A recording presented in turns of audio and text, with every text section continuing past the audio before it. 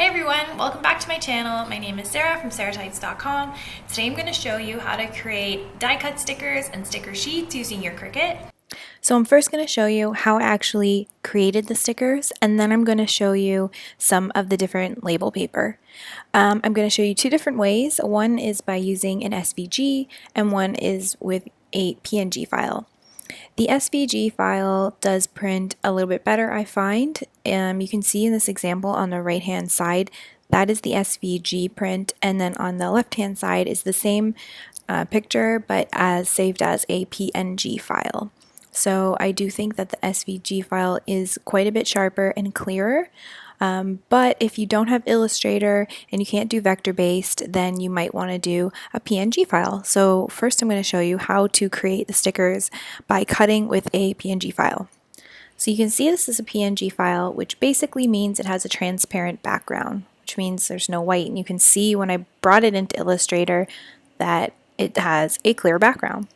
So I'm bringing it into Illustrator and using image trace because even though we're not working with an SVG file, it's just going to help make this next process a lot easier. So I chose the 3-color option, ran the image trace, and then selected ignore white so I can ignore the white background.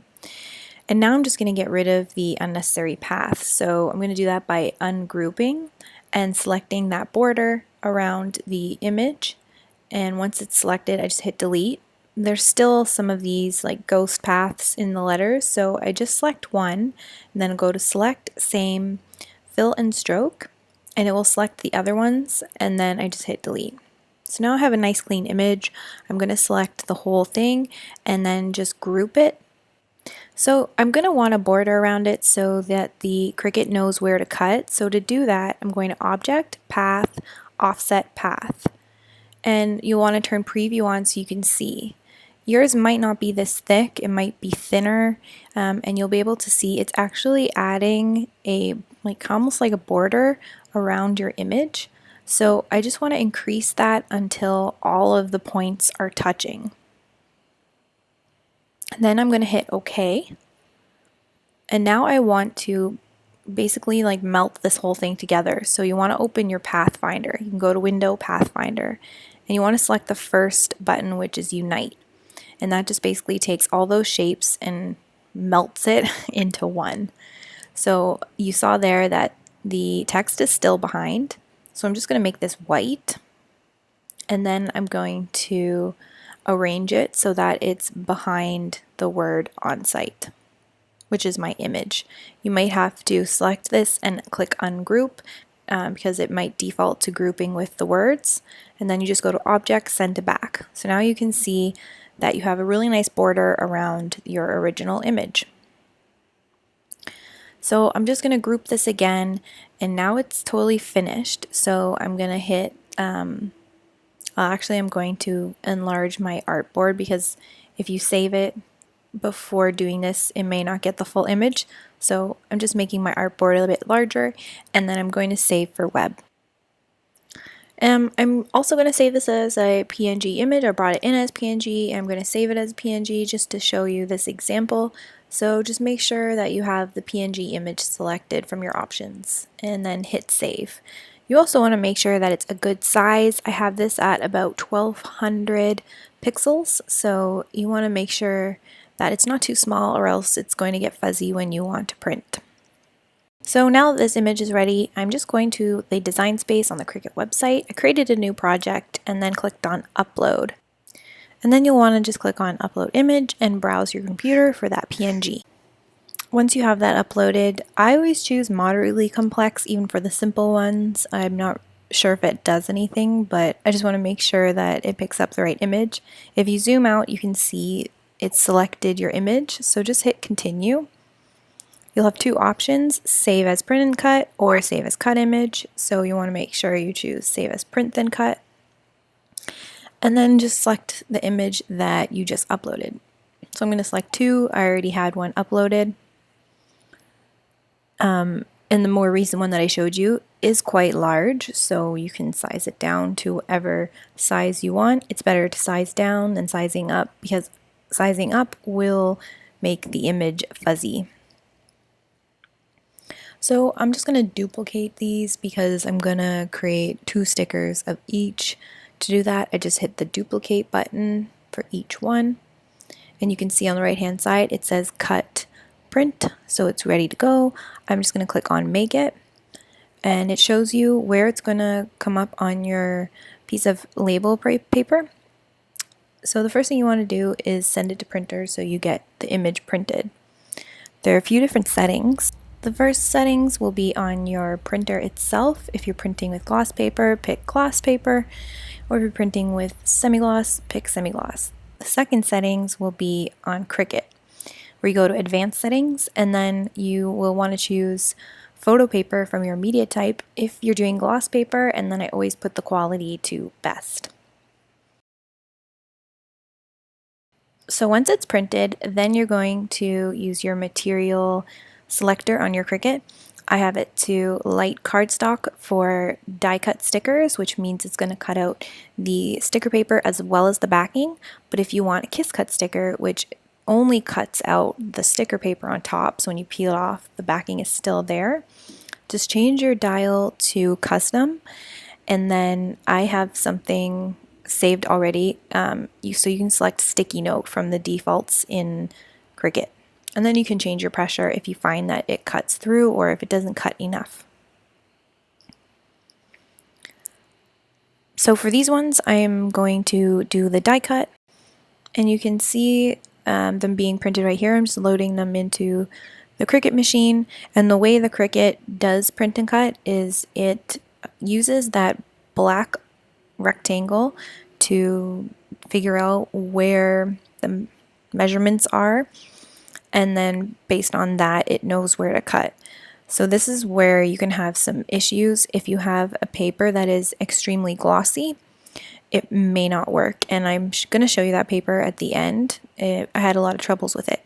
It always works fine for matte paper, and eventually I found a glossy paper that did work okay with it, but just something that you need to know.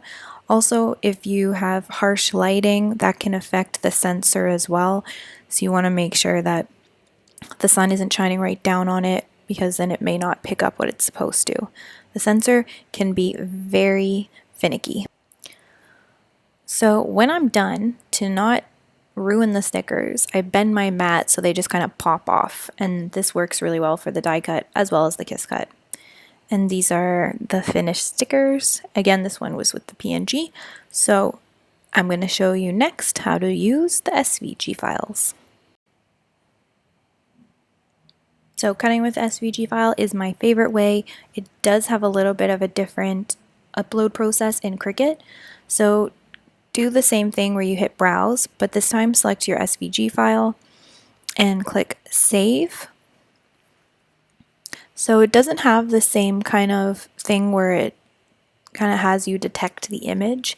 I just upload it straight into Cricut, and then you have it, the different layers on the right hand side. So you want to make sure you select all of them and click on flatten. So now you can see there's a little printer icon beside the image you want to cut, so it should be good to go. So then you just hit make it, and we have the same thing as before with the black rectangle, and this time I'm going to do it on glossy paper. So I did change my printer settings so that it's on glossy, photo paper, and at best quality. So you want to make sure that you line up your paper along the top and side very accurately so that you get an accurate cut. And again, make sure your lighting is good. And this is how it looks after it's been cut. It looks really great, and I'm excited to show you what it looks like when I pull it out. It's a little bit of a nicer finish. I really love the glossy paper the best, and you can see how sharp this image printed. It looks almost professional, so that way I prefer more than the other way. But I'm going to show you now my favorite papers to print on and what printer I use. So I have purchased the Silhouette paper as well as the Cricut paper. The Silhouette is better than the Cricut, but I find when you take the sticker off and bend it, it leaves creases that are extremely noticeable and basically ruin the sticker, so even though it has a nice finish, it's not really usable. Cricut paper, however, is just a big waste of money. It's really thick, almost like cardstock, and it's really matte, and it's just way thicker than you'd want your sticker to be. So I really don't recommend using this. I don't think I'll ever finish using it. This is what it looks like when I have it stuck on the box. So I was telling you about the paper that was super glossy and didn't really work with the Cricut sensor, and that's this one right here. These ones never actually got cut because it didn't work, but they did get printed. And it's really too bad that this doesn't work well, because when you print on this paper, the artwork looks really, really great. It's really, really sharp, and apparently this paper is like slightly water resistant, but it doesn't work with the Cricut, so it's kind of useless. But I'll show you what the printed image looks like. However, I don't recommend it for Cricut use. Okay, so next I have the paper from onlinelabels.com, and this is by far my favorite. The first one I'm going to show you is the white gloss for inkjet, and that's the one I used for the Eat, Sleep, Create sticker I showed you earlier. This one does have a border around the edge, but that doesn't really matter, because as you can see, when you print using the Cricut, it doesn't use the full space anyways. It creates a black border and you can't use that space anyway. So this is an example of one of the stickers I made using that glossy onlinelabels.com paper. The online labels is reasonably priced as well if you get larger quantities, and if you live in the States, it's cheaper for shipping. Shipping to Canada is a bit expensive. This is the transparent label paper, which is another one of my favorites. I really love transparent stickers. And this is an example of one that I printed using the transparent sticker. It turned out really great, and it had no issues with cutting. So this is their matte sticker paper. This is my least favorite. It works really great, but I just don't really like a matte finish. But it does work very nicely, and if you like the matte sticker look, then these are definitely really awesome stickers. So to wrap up, I highly recommend onlinelabels.com. As for my printer, I just use a regular Canon printer. It's the MG7720 model. It was like a couple $100. I don't know if they make this model anymore, but it's really nothing special. I think it was meant for photos. So if you already have a printer, try it out and see how it works.